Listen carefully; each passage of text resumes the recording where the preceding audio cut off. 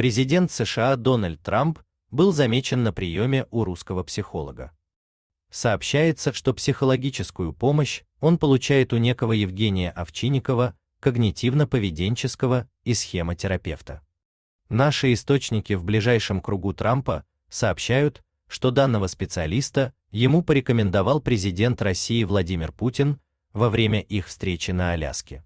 Нам удалось найти канал данного психолога в Телеграме. Подписавшись на него, мы обнаружили много полезного контента по психологии, а также немало мемов.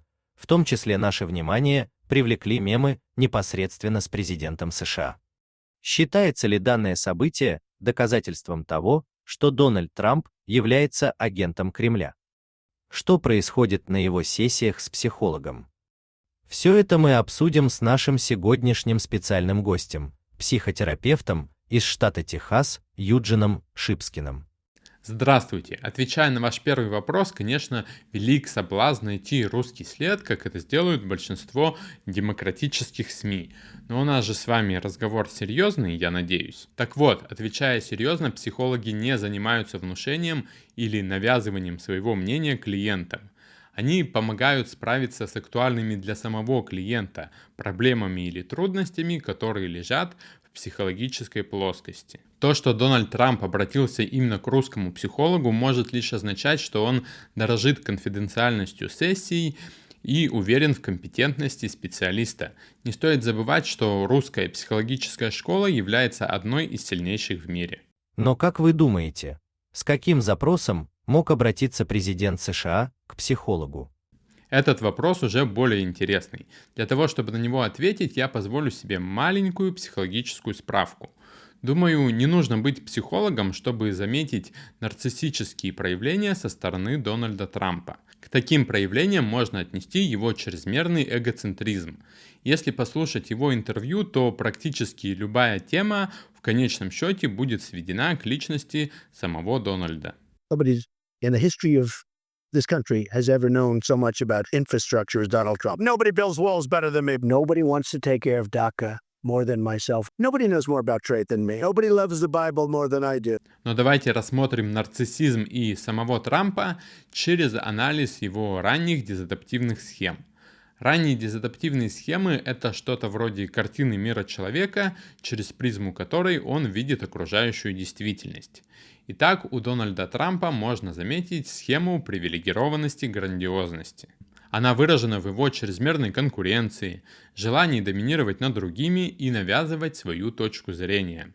А все это происходит от чувства собственной исключительности. Люди с данной схемой считают себя частью некой элиты, полагая, что имеют особые права и привилегии. Все это справедливо как ко всей внешней политике Соединенных Штатов Америки, так и к ее нынешнему президенту. Для Трампа не чуждо использовать угрозы и шантаж для достижения своих целей. Если, будучи бизнесменом, он в первую очередь угрожал судами, то, став президентом, стал угрожать пошлинами, санкциями и применением грубой военной силы. Помимо этого, он без зазрения совести готов оскорблять и унижать тех оппонентов, которые ему не нравятся. Так он не раз проходился оскорблениями по Байдену, Харрис и Пауэллу. Возникает вопрос, а почему он стал таким? Для этого стоит рассмотреть более ранние годы его жизни, когда активно формировалась личность будущего президента США. Дональд родился в состоятельной семье. Отец был предпринимателем в сфере недвижимости, а мать – домохозяйкой. У него также было две старшие сестры, старший брат Фред, о котором мы еще поговорим, и младший брат Роберт. То есть он был четвертым из 5 ребенком в семье. Судя по тому, каким образом его отец вел бизнес и воспитывал детей, можно предположить, что у него также была схема привилегированности, грандиозности и выраженный нарциссизм. Вообще нарциссизм нередко как бы передается по наследству, но не через гены, а через воспитание. Разберем на примере Трампов. В бизнесе его отец Фредерик Трамп был одним из пионеров агрессивного маркетинга. Он разбирался с конкурентами и дружил с нужными людьми для своего блага. Можно сказать, что он делил людей на успешных нужных для себя и неуспешных ненужных. Эти принципы Фредерик перенес и на семью. Известно, что он был весьма строгим и требовательным. С детства заставлял детей зарабатывать деньги, но при этом превозносил семью как особенных, как победителей, которые должны добиваться успеха. Но не все дети разделяли амбиции отца. Старший сын, которого в лучших традициях нарциссизма он назвал в честь себя, ушел из семейного бизнеса, выбрав для себя профессию пилота, что очень не понравилось отцу, и он всячески принижал его за этот шаг. Не исключено, что такое отношение отца подтолкнуло его к алкоголизму, из-за которого ему пришлось забыть о карьере пилота, и он вернулся в семейный бизнес. Но не в качестве наследника и руководителя, а в качестве специалиста по техническому обслуживанию. Ну а в 42 года алкоголизм вызвал сердечный приступ, из-за которого он скончался, так и не оправдав надежды отца. Зато надежды отца с лихвой оправдал другой сын, Дональд, который, впитав отцовские ценности, пошел по его стопам в строительный бизнес и добился еще больших успехов с еще большим эпатажем. Если Фредерик рекламировал бизнес с помощью яхты Trump Show Boat, то Дональд это делал уже с помощью небоскреба Trump Tower. Дональд Трамп не раз работал на грани закона и даже переступал его, из-за чего прошел через множество судебных разбирательств, но почти никогда не признавал вины, а атаковал в ответ. Он стремится показывать свое доминирование над другими как словами, так и с помощью так называемого языка тела, а для достижения результата в переговорах предпочитает использовать все возможные способы, молниеносно сменяя пряник на кнут и обратно. Те, кто был близок к Трампу, отмечают, что у него нет настоящих друзей. Все его друзья эпизодические, если того требует бизнес. Судя по всему, он, подобно отцу, разделяет людей на касты. Успешных и неудачников, сильных и слабых, нужных и бесполезных. И, вероятно, воспитывает своих детей в традициях своего отца, внушая им привилегированность их семьи и нацеленность на успех. Дональд, подобно отцу, назвал своего старшего сына в честь величайшего человека в истории – себя. Пристроил детей на руководящие должности в свой бизнес, а также был весьма требователен к ним. И тут мы переходим к следующей схеме, а именно жестких стандартов придирчивости. Данная схема мотивирует Дональда Трампа добиваться успеха. Казалось бы, ты стал миллионером, остановись и наслаждайся жизнью. Но нет, нужно стать миллиардером. Хорошо, ты стал миллиардером, остановись и сохрани то, что у тебя есть. Нет, нужно стать президентом США, не имея политического опыта. Хорошо, стал президентом, проработал весь срок, вошел в историю. Тебе уже больше 70. Может, пора спокойно дожить старость? Нет, нужно стать президентом снова, заработать миллиарды на крипте для своей семьи, обложить пошлинами полмира и получить Нобелевскую премию. Иначе говоря, Трамп никогда не останавливается на достигнутом. Постоянно ставит себе все новые и новые цели. За эту схему, как и за прошлую, в первую очередь стоит благодарить его отца, который с детства поощрял успехи сына и ругал за их отсутствие. В семье Трампов была достаточно строгая дисциплина. Так, например, действовал комендантский час, запрет на ругательство и прием пищи в перерывах между основными приемами. Нарушителям грозило наказание, вплоть до порки деревянной ложкой. Не исключено, что на формирование этой схемы также повлияло наблюдение за судьбой своего старшего брата Фредерика, который, отказавшись от погони за успехом, в итоге рано ушел из жизни из-за алкоголизма. Сам Дональд говорил о том, что пример брата побудил его избегать употребления спиртного. Возвращаясь к отношениям с отцом, вероятно, Дональд с детства не получал от него безусловной любви, из-за чего сконцентрировался на достигаторстве с целью получения внимания, одобрения и восхищения от родителя, как эквивалента любви, что сформировало у него схему поиска одобрения и признания. У Трампа она выражена в первую очередь вторым подтипом, то есть поиском признания, аплодисментов и восхищения. Он уделяет повышенное внимание внешнему виду, деньгам, статусу, достижениям и успеху. Одним из внешних атрибутов этой схемы является жилище Дональда Трампа, которое, по его мнению, подчеркивает его состоятельность и статус. Такие люди могут охотиться за комплиментами или казаться тщеславными и хвастаться своими достижениями. Все это мы в полной мере видим в его нынешний президентский срок, когда он с пафосом приписывает лично себе действительные и мнимые достижения, требует признания через Нобелевскую премию мира, кайфует от поддержки своих избирателей, обращает особое внимание на комплименты в свой адрес. You know, Putin said Donald Trump is a genius. Putin called me a genius, by the way. Vladimir Putin said Donald Trump is a genius. He's going to do very well. Putin said Donald Trump's a genius. Then Putin said Donald Trump is a genius. Donald Trump is a genius. Дональд Трамп не просто предприниматель и политик. Он в первую очередь шоумен. Ему важно, чтобы его знали, о нем говорили и желательно восхищались. Было время, когда для удовлетворения этих потребностей он запускал реалити-шоу «Кандидат», но теперь он удовлетворяет ее буквально на весь мир своими громкими заявлениями на пресс-конференциях и в соцсетях. Достаточно забавно наблюдать, как некоторые политики пытаются расположить его к себе, осыпав лестными словами. В этом плане хотелось бы отметить Путина, который, на мой взгляд, выбрал наиболее верный подход. Он не говорит ничего плохого про Трампа, при этом достаточно искренне выделяет его сильные стороны и соглашается с некоторыми его тезисами. Но помимо этого не прогибается под него, не дает манипулировать и действовать тому с позиции силы, с помощью шантажа и угроз. Такая стратегия с наибольшей вероятностью поможет выстроить относительно уважительные отношения. То есть Владимир Путин с одной стороны тешит его тщеславие, с другой определяет себя в касту сильных, уважаемых оппонентов. А если предложить еще и выгодное сотрудничество, чтобы попасть в категорию нужных людей, то на какой-то срок отношения станут еще лучше. Но расслабляться точно не стоит, потому что границы этого срока мало предсказуемы, как и наш сегодняшний клиент. Вообще, продолжая тему жажды признания, можно отметить, что помимо чисто практических интересов, чтобы значимо обогатить и обезопасить свою семью, вероятно, Трамп пошел в президенты, чтобы стать некой иконой. У него был образ мученика, против которого ополчилось множество влиятельных людей. Ну а когда на него было совершено покушение, стало понятно, что он точно победит на выборах, если доживет. Вся его политическая программа хоть и имеет достаточно четкий вектор, но в первую очередь завязана на личности самого Дональда Трампа и его решений.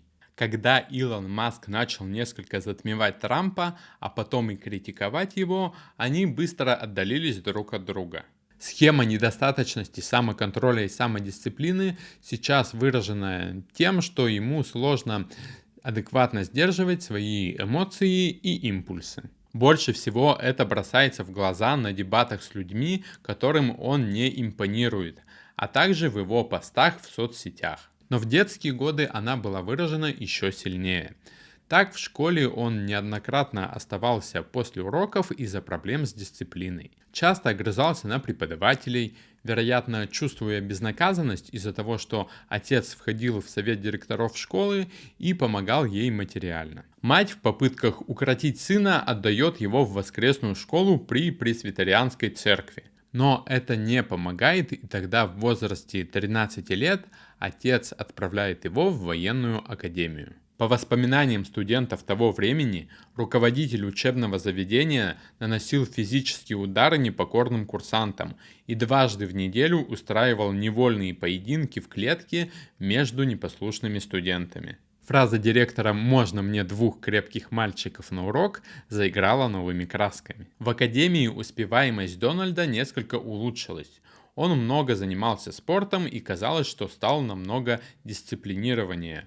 Но, получив звание и власть, у него снова начались конфликты, на этот раз с подчиненными. Вероятно, годы в такой обстановке помогли ему лучше приспосабливаться к окружению, добавили самоконтроля и самодисциплины, что помогло добиться успеха в будущем. Но импульсивность все так же осталась одной из наиболее выраженных черт Трампа. Итак, мы рассмотрели основные ранние дезадаптивные схемы нашего сегодняшнего героя. Не исключено, что есть и другие, но явных признаков их наличия через анализ поведения и деятельности выявлено не было. Поэтому остановимся на этих. Помимо рассмотренных выше особенностей, стоит обратить внимание, что у Трампа высокая склонность к риску, а мотивация на достижение успеха значительно превалирует над избеганием неудач. Так он 6 раз проходил через процедуру банкротства, шел на весьма опасные шаги как с экономической, так и с репутационной точки зрения. Он объявил войну зеленой и ЛГБТ и т.д. повестки, не боясь быть отмененным. Сразу после покушения на свою жизнь показался толпе зрителей и так далее. Если рассматривать копинг-стратегии Трампа, то есть способы совладания со стрессом, то можно выделить 3 основные. Первое – это, конечно же, конфронтация.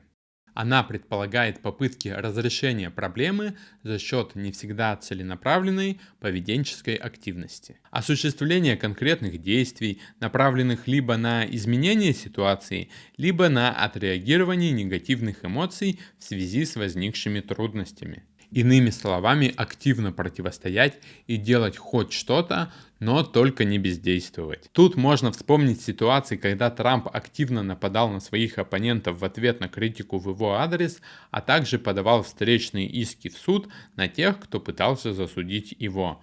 Ну и, конечно, весьма хаотичное стремление завершить конфликт на Украине. Вторая ведущая копинг-стратегия Трампа – это планирование решения проблемы. Она предполагает попытки преодоления проблемы за счет целенаправленного анализа ситуации и возможных вариантов поведения, выработки стратегии разрешения проблемы, планирования собственных действий с учетом объективных условий, прошлого опыта и имеющихся ресурсов.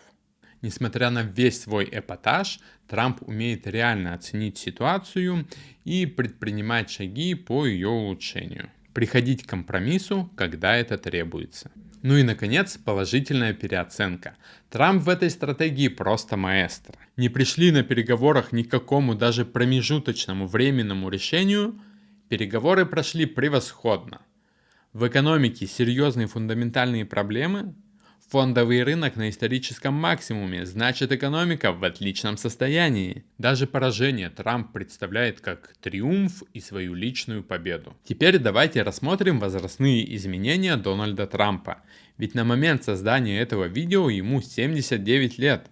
Большинство людей, если доживают до этого возраста, уже давно стали пенсионерами и оставили высокие достижения где-то в прошлом. Но только не наш герой, который к этому возрасту добился пика своего экономического, социального, политического и медийного развития. Хотя, кто знает, может быть, это все еще не пик, что, конечно, маловероятно. При этом у Трампа пока не наблюдается каких-то явных нарушений ориентировки в пространстве и времени, проблем с памятью и другими познавательными процессами, как у его предшественника Байдена в том же возрасте. На то есть ряд причин. Оценить влияние каждой не представляется возможным, но для профилактики деменции стоит об этом знать. Первый фактор, на который мы не можем повлиять, это наследственность. Но помимо наследственности немаловажную роль играет образ жизни, а именно наличие или отсутствие вредных привычек, таких как курение, употребление алкоголя и других веществ. Физическая активность, а как мы знаем, Трамп с детства занимался спортом и до сих пор играет в гольф, а также иногда пританцовывает.